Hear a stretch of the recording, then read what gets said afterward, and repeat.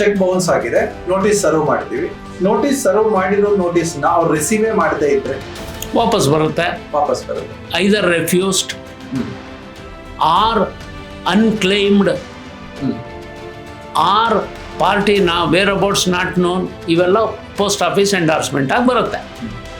ಅನ್ಕ್ಲೈಮ್ಡ್ ಅಂದರೂ ರೆಫ್ಯೂಸ್ಡ್ ಅಂತ. Wear ಅಬೌಟ್ಸ್ not non ಅಂದರೆ ನಾವು ಇನ್ನೊಂದು ಸಲ ಫ್ರೆಶ್ ಆಗಿ ಅಡ್ರೆಸ್ ಹುಡುಕಿ ಕೊಡ್ಬೋದು. ಇಲ್ಲ ಅಂದರೆ ಅವನು ಇಂಥ ಕಡೆ ಹೀಗೆ ಇದ್ದಾನೆ ಅಂಥೇಳಿ ನಾವು ಕಂಪ್ಲೇಂಟಲ್ಲಿ ಅವರ್ಮೆಂಟ್ ಹಾಕಿ ನೋಟಿಸ್ ವಾಪಸ್ ಬಂದಿರೋದನ್ನು ಪೋಸ್ಟಲ್ ಅಲಾಂಗ್ ವಿತ್ ಪೋಸ್ಟಲ್ ಚರಾಕ್ ಕೋರ್ಟಲ್ಲಿ ಪ್ರೊಡ್ಯೂಸ್ ಮಾಡಿ we can seek the intelligence of the court to take cognisance.